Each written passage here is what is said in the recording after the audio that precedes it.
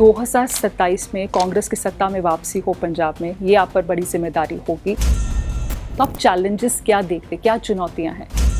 तो सबको लेके चलना है, सबको जोड़ के चलना है। यही एक चुनौती है सबको लेकर चलने की। वो तो हर जगह है, कांग्रेस में हर जगह है। कांग्रेस सीएम चेहरे के साथ जाती है। चरणजीत सिंह चन्नी का नाम अनाउंस कर दिया जाता है चुनाव से पहले कि ये होंगे पंजाब के सीएम। तो क्या लगता है 2027 में भी सीएम चेहरे के साथ जाएगी? लोगों को भ्रम हो जाता है कि मैं नेता हूं, मेरे भरोसे चुनाव जीता जाता है। ये है भ्रम कांग्रेस में पंजाब। बहुत लोगों का नशा दूर हो गया। तो कोई ऐसी एक डिमांड हुई है कि प्रधान बदले जाने चाहिए? अमरिंदर सिंह राजा वड़ेंग वर्सेस भारत भूषण आशु, और इसके साथ और भी कई लीडर्स जो हैं, प्रताप सिंह बाजवा वर्सेस परगट सिंह, ऐसा मीडिया में आया। 4 बर्तन होगा तो आवाजें आएगी। सब कुछ स्मूथ चल रहा है ऐसा कहना उचित नहीं है। हाई कमांड है, वो ज़्यादा कठिन फैसले नहीं ले पाता लीडरशिप को लेकर, जो अनुशासन भंग करते हैं। नहीं, ऐसी कोई बात नहीं।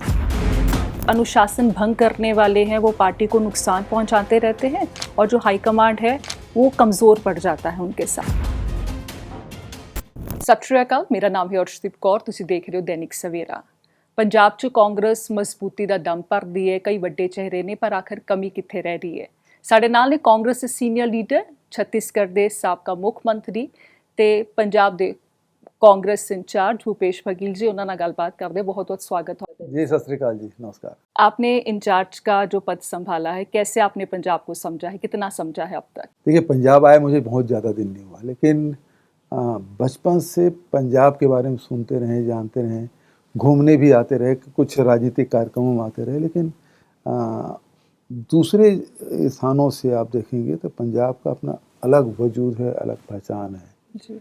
आज़ादी की लड़ाई से लेके उसके पहले के आप इतिहास देखेंगे तो पंजाब का अपना अस्तित्व रहा है, उसकी भूमिका रही है। कोई भी काल में हो, पंजाब का स्थान सर्वोपरि रहा है। आज भी देखेंगे कि अनेक झंझावातों से जूझते हुए पंजाब अपनी अस्मिता की रक्षा कर रहा है। ये पंजाब। तो और सियासत को कितना समझे हैं आप? कांग्रेस के इंचार्ज बने तो नई जिम्मेदारी को समझने के लिए, करने निभाने के लिए अब सियासत को समझते, पंजाब की सियासत कैसी लगी आपको? पंजाब के बहुत अच्छी सियासत है, और लोग जहाँ सीधे सरल हैं, दिल के बड़े साफ हैं, मस्त मौले लोग हैं, लेकिन वहीं संघर्ष के लिए हमेशा तत्पर रहते हैं। कभी यदि पंजाब के आन बान शान की बात आए तो फिर वो किसी स्तर पे जा सकते हैं। तो यहाँ की जो सियासत है उसमें देश के जो धारा है राजनीतिक, वो किसी दूसरे दिशा में जा रही है। पंजाब अपना एजेंडा सेट करती है जी। आप कोई भी रिजल्ट आप उठा के देख लेंगे, 2014 का निकाल लीजिए, 19 का निकाल लीजिए, अभी 24 का निकाल लीजिए, तो देश में कहीं दूसरे प्रकार के रिजल्ट आ रहे हैं, पंजाब का अपना रिजल्ट दूसरा आ रहा है। तो ये और जगहों से जो राजनीति में जो अलग स्थान जो प्राप्त करता है पंजाब, उसका कारण। बिल्कुल। तो 2027 में कांग्रेस की सत्ता में वापसी हो पंजाब में, ये आप पर बड़ी जिम्मेदारी होगी। तो आप चैलेंजेस क्या देखते, क्या चुनौतियां हैं? लेकिन पंजाब में जहाँ तक के काम करने की बात है, तो काम तो यहीं के नेताओं को, कार्यकर्ताओं को करना है। हम लोग तो केवल सामंजस्य बिठाने का काम है। जो AICC के निर्देश है उसके पालन करवाने की बात है। जो यहाँ प्रदेश कांग्रेस कमेटी जो तय करेगी उसको इम्प्लीमेंट कराने की हमारी जिम्मेदारी है कि सही दिशा में जो निर्णय हो रहे हैं उसका इम्प्लीमेंटेशन हो, उसके क्रियान्वयन हो। ये हमारी जिम्मेदारी है, हम लोगों को करना है। तो सबको लेके चलना है, सबको जोड़ के चलना है। यही एक चुनौती है सबको लेकर चलने की। वो तो हर जगह है, कांग्रेस में हर जगह है। कांग्रेस नहीं, किसी भी दल में कहाँ गुटबाजी नहीं है, कहाँ लड़ाइयाँ नहीं है। आपसी तालमेल हमेशा बनाए रखने की जद्दोजहद सभी पार्टियों में होती है, लेकिन कांग्रेस में ये है कि आंतरिक लोकतंत्र होने के कारण से खुलापन है, जो कि भारतीय जनता पार्टी या दूसरे दलों में देखेंगे तो वो चीज़ें नहीं है, उसमें घुटन महसूस होती है। तो एकजुटता रहे पंजाब में, कांग्रेस में, ये एक चैलेंज है। वैसे हाईकमांड भी ये मानती है। ये चैलेंज ही नहीं है, इसको लेके चलना है। ये तो हमेशा करना पड़ेगा, चाहे कोई भी नेतृत्व रहे, स्टेट में कोई लीडरशिप रहे, सबको लेके चलना आज से नहीं, पहले भी यही होता रहा है और आगे भी यही होता रहेगा। तो इसमें कोई इसको चुनौती नहीं, ये जो पार्ट ऑफ पॉलिटिक्स कह सकते हो, ये राजनीति का हिस्सा है, महत्वपूर्ण हिस्सा है और उसके बिना काम नहीं चल सकता और इसको हमको लेके चलना है। 2027 में जाने से पहले आपने 2022 के चुनाव का भी आकलन किया होगा कि कांग्रेस जो है वो जीतने का दम भरती रही और कई बड़े चेहरे जो है पंजाब में कांग्रेस के पास हैं। प्रॉब्लम ऑफ प्लेंटी कह दिया जाता है कि कांग्रेस के पास इतने बड़े चेहरे हैं और वो एक साथ नहीं चल पाते। तो 2022 के चुनाव का आपने क्या आकलन किया कि कहाँ गड़बड़ हो गई, जीतते जीतते फिर कांग्रेस जो है कम सीटों पर सिमट जाती है? देखिए, उसके बहुत सारे कारण हो सकते हैं और उसकी समीक्षा तो यहाँ पहले सब साथियों ने किया और सब लोग जानते हैं कि इन कारणों से हुआ है और उस विषय पे अभी उस पिटारा खोलने का कोई औचित्य नहीं है, क्योंकि जो समय बीत गया है उसे सीखने की आवश्यकता है, उसको लेके चलने की ज़रूरत नहीं है। जो घटनाएं घटी 2022 में, जो चुनाव हुए और जो रिजल्ट आया, उससे हम लोगों को सबक सीखने की ज़रूरत है और उसको उन कमियों को, उन कमजोरियों को हमको दूर करते हुए आगे बढ़ना है। तो महत्वपूर्ण बात यही है। 2022 में निश्चित रूप से फैसले जो आए, जनता ने जो फैसला दिया वो हमारे खिलाफ था, तो और हमारे ही खिलाफ नहीं थे, बहुत लोगों के खिलाफ भी गए। तो इसलिए उससे सबक हमको लेना है और सबक लेते हुए आगे बढ़ना है। बिल्कुल, हमने देखा 2024 में कांग्रेस ने बहुत अच्छा प्रदर्शन पंजाब में किया है। 13 में से 7 सीटें कांग्रेस की आती है और कांग्रेस इससे और मोटिवेट होती है 2027 को लेकर। लेकिन फिर वही चीज़ आ जाती है कि चुनाव आते आते एकजुटता में कहीं ना कहीं गड़बड़ हो जाती है। और एक सवाल मैं आपसे ये भी पूछना चाहूँगी, 2022 में कांग्रेस सीएम चेहरे के साथ जाती है। चरणजीत सिंह चन्नी का नाम अनाउंस कर दिया जाता है चुनाव से पहले कि ये होंगे पंजाब के सीएम।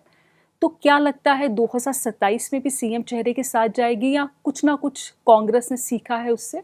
देखिए, जहाँ मुख्यमंत्री वगैरह होते हैं और वहाँ हाईकमान तय करती है कि हम इस चेहरे में जाएंगे, नहीं तो अधिकांश राज्यों में ये होता है कि सामूहिक नेतृत्व चुनाव लड़ा जाता है। हमने छत्तीसगढ़ में भी देखा। अभी हम मुख्यमंत्री रहे तब भी हम सामूहिक नेतृत्व में लड़े, मध्य प्रदेश में, छत्तीसगढ़ में, राजस्थान में, है ना, तीनों जगह मुख्यमंत्री थे, फिर भी हमने सामूहिक नेतृत्व में चुनाव लड़ा।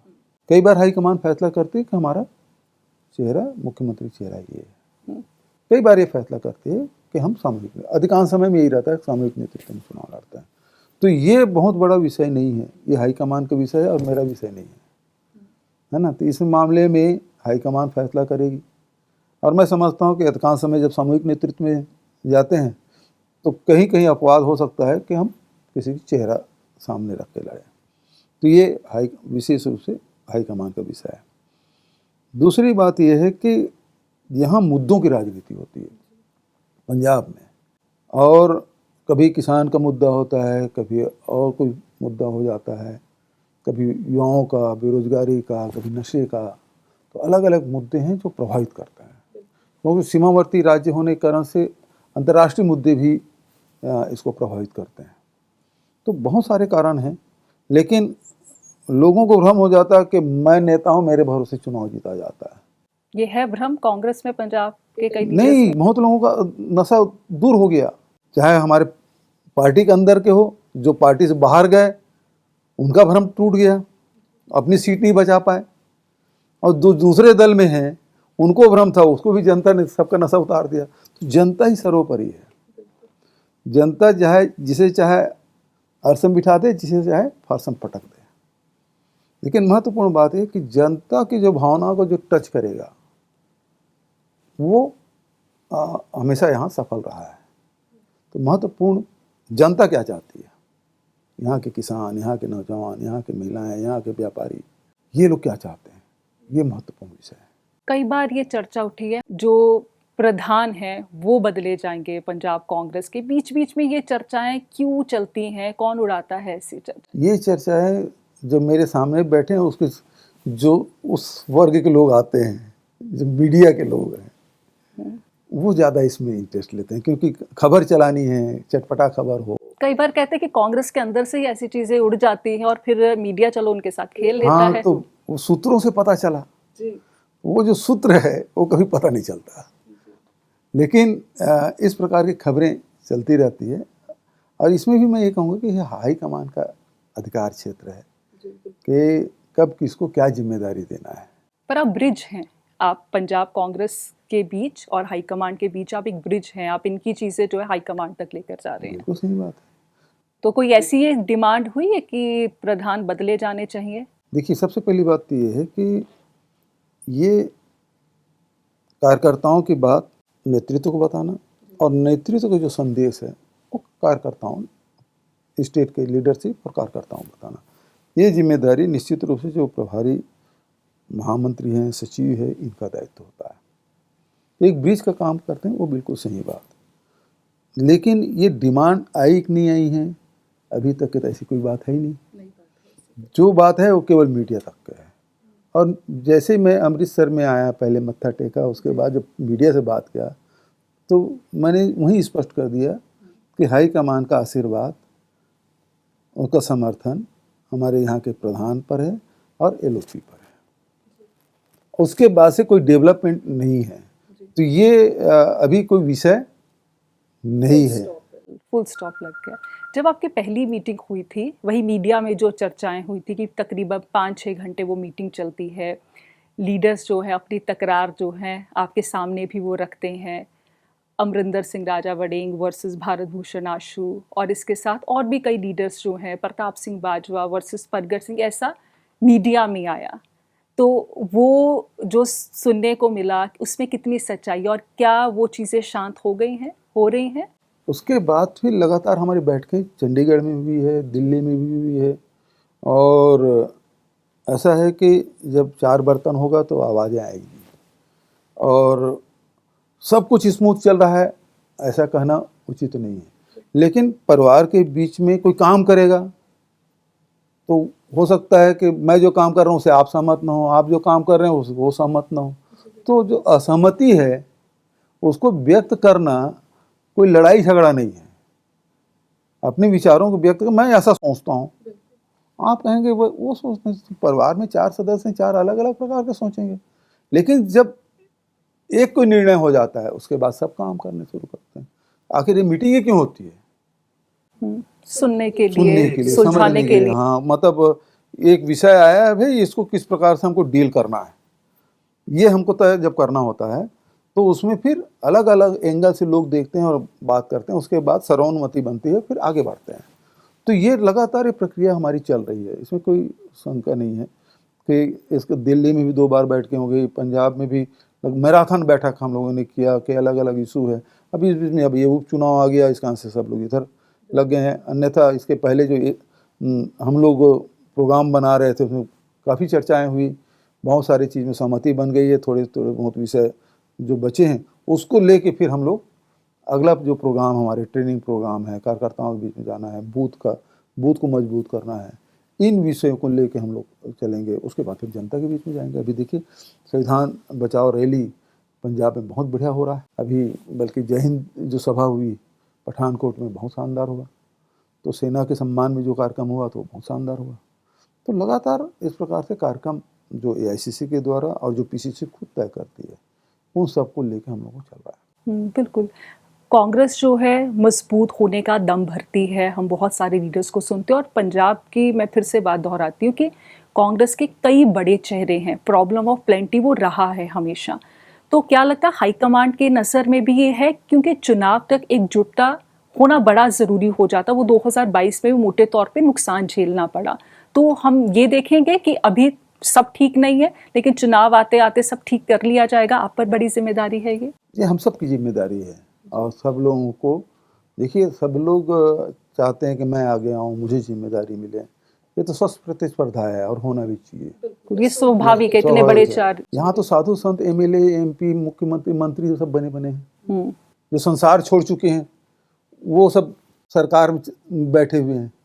तो जो राजनीति में आए तो स्वाभाविक रूप से उसके महत्वाकांक्षाएं होगी, और महत्वाकांक्षा होना कोई बुरी बात नहीं। यदि आदमी के कोई लक्ष्य ना हो तो आदमी आगे बढ़ेगा कैसे? हाँ, पर ये जरूरी हो जाता अगर हाईकमांड एक चेहरे पर जो विश्वास जताती है, पूरी पार्टी, पूरी लीडरशिप उसके साथ चली, ये बेहद जरूरी है। देखिए, जो किसी को जिम्मेदारी देना मतलब ये है कि भाई ये हमारा प्रतिनिधि है और सब लोग मिलकर काम करो। और यहाँ जितने भी लीडर हैं, किसी न किसी को जिम्मेदारी मिली हुई है, किसी को प्रदेश में मिला है, किसी को राष्ट्रीय स्तर पर मिला है, तो अलग अलग जिम्मेदारी मिली है। और वो जिम्मेदारियाँ कभी किसी को मिलता है, कभी किसी को मिलता है। कल बाजवा साहब प्रधान थे, आज एलओपी है। रंधावा साहब डिप्टी सीएम थे, आज राजस्थान के प्रभारी हैं। चन्नी साहब मुख्यमंत्री थे, आज CWC के मेंबर हैं। तो अलग अलग सबकी जिम्मेदारी दी जाती है और करते रहते हैं। बिल्कुल, कहीं ना कहीं ये कह दिया जाता है जो हाई कमांड है वो ज़्यादा कठिन फैसले नहीं ले पाता लीडरशिप को लेकर, जो अनुशासन भंग करते हैं। नहीं, ऐसी कोई बात नहीं। देखिए, परिवार है, कांग्रेस हमारा एक परिवार है, और दंड है वो अंतिम व्यवस्था है। उसके पहले बातचीत करके, समझा बुझा के, क्योंकि परिवार के सदस्य हैं, परिवार के सदस्य की गलती हो जाए तो सीधा उसे सूली में नहीं टांग दिया जाता। उसको पहले समझाया बुझाया जाता है, उसको देखा जाता है, उसको अवसर दिया जाता है कि सुधर जाओ भाई। अब अंतिम तो वो है कि आप अनुशासनहीनता को, अनुशासन के डंडा चला दो, तो वो बहुत आसान है। डंडा चलाना बहुत आसान है, लेकिन सबको संभाल के चलाना। देखिए, गांधी जी ने असहमति का सम्मान किया जी। वो सबके पास जाते थे, जो उसे असहमत होते थे, अंग्रेज जी से लड़ते थे, उनको भी कन्विंस करने की कोशिश करते थे। सावरकर उनके विरोध में थे, उनके पास भी 2 बार गए, इंग्लैंड भी गए और यहाँ भी गए। तो जो असहमत है उनसे उनके पास जाते थे। तो असहमति के सम्मान जो है, ये आज से नहीं, ये हमारी ऋषि मुनि जो परंपरा है वहाँ से चली आई है। भारत एक ऐसी धरती है जहाँ असहमति का सम्मान आज से नहीं, हजारों साल से है। नहीं तो इतने धर्म, इतने दर्शन कहाँ से होते? 6 दर्शन आपके हैं, तो वो दर्शन एक दूसरे के विरोध में खड़ा होते हैं। धर्म है वो एक दूसरे के जो विचारों हैं उसे काटते हुए, लेकिन एक दूसरे का सम्मान भी करते हैं, ख़त्म नहीं करते। तो ये खासियत भारत की रही है और यही खासियत कांग्रेस की है। हालांकि इसको इस तरीके से भी कई देखते हैं कि जो अनुशासन भंग करने वाले हैं वो पार्टी को नुकसान पहुंचाते रहते हैं, और जो हाईकमांड है वो कमज़ोर पड़ जाता है उनके साथ। ना, हाईकमान कभी कमज़ोर नहीं, हाईकमान तो मजबूत रहा है। जिसके राज्य में कभी सूर्यास्त नहीं होता उसे उखाड़ के फेंक दिए, अंग्रेजों को उखाड़ के। तो कांग्रेस कभी कमज़ोर नहीं रहा है। बांग्लादेश को 2 टुकड़ा कर दिए, पाकिस्तान को 2 टुकड़ा कर दिए, नेतृत्व कभी कमज़ोर नहीं रहा। यहाँ हरित क्रांति, इसी पंजाब के किसानों से मिलकर कांग्रेस की सरकार ने पूरे अनाज के मामले में आत्मनिर्भर किया है। तो नेतृत्व कभी कमज़ोर नहीं रहा है। तो किसी क्षेत्र में आप देखेंगे जो काम हुआ वो कांग्रेस शासनकाल में हुआ। भारतीय जनता पार्टी में ये है कि इनके जो विचारधारा विदेश से आयातित है, ये जर्मनी से, कभी हिटलर से, मुसोलिनी से, इससे प्रभावित लोग हैं। कभी तो निक्कर पहनते हैं, कभी बैंड बाजा बजाते हैं। तो वो यहाँ के नहीं है, यहाँ का वाद्य यंत्र नहीं है बैंड। यहाँ तो ढोलक मिलेगा, अब डपली मिलेगा, सब कुछ मिलेगा, लेकिन बैंड हमारे वाद्य यंत्र नहीं है। वो आए वहाँ से। तो आप कह रहे हाईकमांड मजबूत फैसले लेते हैं, बहुत मजबूत। हमको सोनिया जी का नेतृत्व मिला, हमें खड़गे जी का नेतृत्व मिला, राहुल जी का नेतृत्व मिला। आज राहुल जी जिस प्रकार से भारत जोड़ो यात्रा पूरे देश को एक सूत्र में बांध दिया है, जो 400 बात करते थे 240 में आप लटक गए। तो ये तो नेतृत्व क्षमता है जो सबको जोड़ने की ताकत रखता है। बिल्कुल। आपको मीडिया की तरफ से यहाँ पर पंजाब में एक लीडर के बारे में बहुत सवाल होते होंगे, वो है नवजोत सिंह सिद्धू। उनकी क्या भूमिका रहने वाली है? देखिए, मैं जब से आया हूँ तब से उससे मुलाकात नहीं हुई है। शायद वो दूसरे फील्ड में काम कर रहे हैं, वहीं व्यस्त होंगे। उन्होंने भी कोई रिक्वेस्ट नहीं की कि मुलाकात करनी है, उनके कोई गिले शिकवे हो या कोई उन्होंने बात रखनी है? एक बार उसके धर्मपत्नी का फोन आया था जब मेरी नियुक्ति हुई, तो उन्होंने वेलकम किया था। उसके बाद मेरी कोई बात नहीं हुई। ठीक है, क्योंकि उनकी पत्नी ने कहा कि वो चुनाव लड़ना चाहती हैं, तो इस तरह उसके का। बाद मेरी मुलाकात नहीं है। जी जरूर उस समय जब मैं जनरल सेक्रेटरी बना और इंचार्ज बना पंजाब का, तो मुझे विश किया था। जी। मैं अगर पंजाब की पॉलिटिक्स की बात करूं तो आम आदमी पार्टी कितना बड़ा चैलेंज कांग्रेस को लगती है, क्योंकि पंजाब की सियासत अलग है, ये आपने जिक्र भी किया। और आम आदमी पार्टी को सबसे पहले पंजाब ने अपनाया था, 4 सांसद जो थे 2014 में पंजाब ने दिए थे। तो किस तरह से देखते हैं आज कांग्रेस के सामने अकाली, बीजेपी के साथ अब आम आदमी पार्टी भी एक बड़ी चुनौती के तौर पे खड़ी है?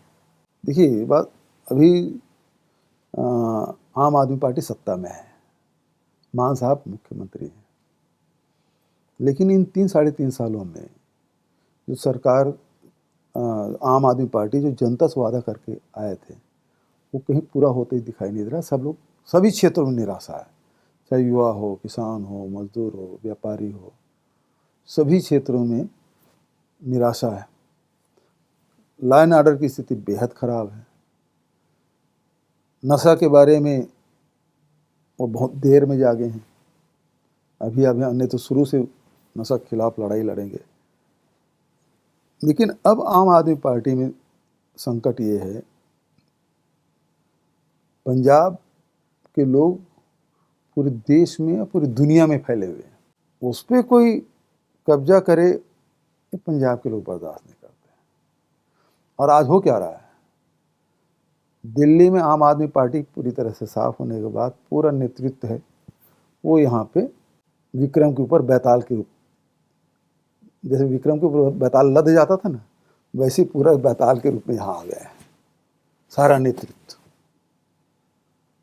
और अभी आप देख लीजिए, यहाँ जो लुधियाना वेस्ट में जो चुनाव हो रहा है, उसमें मुद्दा क्या है? वो कह रहे हैं हमने 3.5 साल जो काम किए हैं वही उसके लेकर। नहीं, जनता के बीच में ये मुद्दा है कि ये कैंडिडेट जो बनाया गया है वो ऑलरेडी राज्यसभा सदस्य था, उसको यहाँ उतारा क्यों गया? इसलिए केजरीवाल का रास्ता साफ हो। और यदि ये शुरुआत हो गया तो फिर मान साहब को भी भेज दिया जाएगा। कहाँ पर? राज्यसभा, फिर कोई और आ जाएगा यहाँ। तो ये चल रहा है, पूरा दिल्ली है वो यहाँ कब्जा करना चाहता है।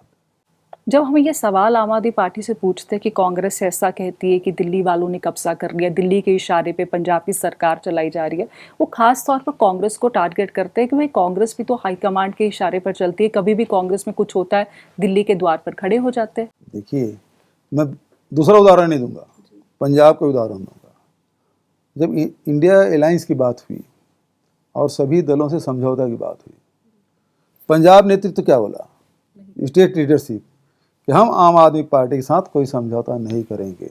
तो ये जो आरोप लगा रहे हैं वो तो अपने आप में खत्म हो जाता है। वो बोलते दिल्ली के दरवाजे में खड़े हो जाते हैं। दिल्ली के दरवाजे कहाँ, दिल्ली वाले यहाँ स्टेट लीडरशिप के जो फैसले उसको माना और आम आदमी पार्टी के खिलाफ कैंडिडेट खड़ा किए, 7 सीट जीते आम आदमी पार्टी, कितने, 3 सीट में। ऐसे ना पंजाब के लोग थोड़े कंफ्यूज हो जाते हैं। ये उस वक्त मैंने सवाल किए थे कांग्रेस के लीडर से कि भाई यहाँ पे आप कह रहे हो हाथ नहीं मिलाना, वहाँ पर अरविंद केजरीवाल कांग्रेस के लीडर्स के साथ साथ चल रहे हैं, तो ये किस तरह से जस्टिफाई हो पाता है? आगे भी अगर अरविंद केजरीवाल दिल्ली में साथ चलते हैं केंद्र के लीडरशिप हो गया है। देखिए, दिल्ली चुनाव के समय भी स्पष्ट हो गया, पंजाब चुनाव में अब कभी ऐसा हो समझौता नहीं, क्योंकि वो भारतीय जनता पार्टी की बी टीम, उसके अपनी कोई आइडियोलॉजी नहीं है। पंजाब के किसानों पर जब अत्याचार करे हरियाणा पुलिस और दिल्ली सरकार, तो जब सरकार बनाना था तब तो उनके साथ हो लिए। और उसके बाद अभी मान सरकार ने क्या किया, केजरीवाल के सरकार पार्टी ने क्या किया किसानों के साथ? वैसे बहुत सारे उदाहरण हैं। तो अब कभी समझौता नहीं होगा अरविंद केजरीवाल के साथ, निकट भविष्य में दिखाई नहीं पड़ रहा। तो आखिरी सवाल, पंजाब को लेकर कुछ बदलाव, हालांकि आपने क्लैरिटी दे दी है, कोई ऐसे बदलाव जो है निकट भविष्य में नहीं है, लेकिन कब तक बदलाव कुछ संभव है? देखिए, जो नेतृत्व है वो किसको जिम्मेदारी देगी इसके बारे में पूर्वानुमान नहीं लगा सकता। जी कब किसको जिम्मेदारी देंगे, किसको क्या जिम्मेदारी देंगे, लेकिन अभी निकट भविष्य में कोई प्रधान बदलने के, एलओपी बदलने के कोई चांस नहीं। ठीक है, बहुत बहुत धन्यवाद बातचीत करने के लिए भूपेश बघेल जी। ਇਹਨਾਂ ਨੇ ਬੜੇ ਸੋਹਣੇ ਤਰੀਕੇ ਨਾਲ ਕਲੈਰਿਟੀ ਦਿੱਤੀ ਕਾਂਗਰਸ ਦੇ ਵਿੱਚ ਜਿਸ ਤਰ੍ਹਾਂ ਇਕਜੁੱਟਤਾ ਨੂੰ ਲੈ ਕੇ ਵਾਰ-ਵਾਰ ਸਵਾਲ ਉੱਠਦੇ ਨੇ। ਉਹਨਾਂ ਨੇ ਕਿਹਾ ਕਿ ਸਭ ਕੁਝ ਠੀਕ ਤਾਂ ਨਹੀਂ ਹੈ, ਅਸੀਂ ਮੰਨਦੇ ਹਾਂ, ਪਰ ਇਸ ਨੂੰ ਠੀਕ ਕਰਨ ਦੇ ਲਈ ਹਾਈ ਕਮਾਂਡ ਦੀ ਵੀ ਪੂਰੀ ਜੋ ਕੋਸ਼ਿਸ਼ ਹੈ ਉਹ ਲਗਾਤਾਰ ਜਾਰੀ ਹੈ ਤੇ ਚੋਣਾਂ ਦੇ ਨੇੜੇ ਕਾਂਗਰਸ ਜੋ ਹੈ ਬਿਲਕੁਲ ਇਕਜੁੱਟ ਇੱਕ ਤਸਵੀਰ 'ਚ ਵਿਖਾਈ ਦੇਗੀ। ਬਾਕੀ ਤੁਸੀਂ ਇਸ ਇੰਟਰਵਿਊ ਤੇ ਕੀ ਕੁਝ ਕਹਿਣਾ ਚਾਹੋਗੇ ਕਮੈਂਟ ਕਰਕੇ ਜ਼ਰੂਰ ਦੱਸੋ ਤੇ ਦੇਖਦੇ ਰਹੋ ਦੈਨਿਕ ਸਵੇਰਾ। ਸਤਿ ਸ਼੍ਰੀ ਅਕਾਲ।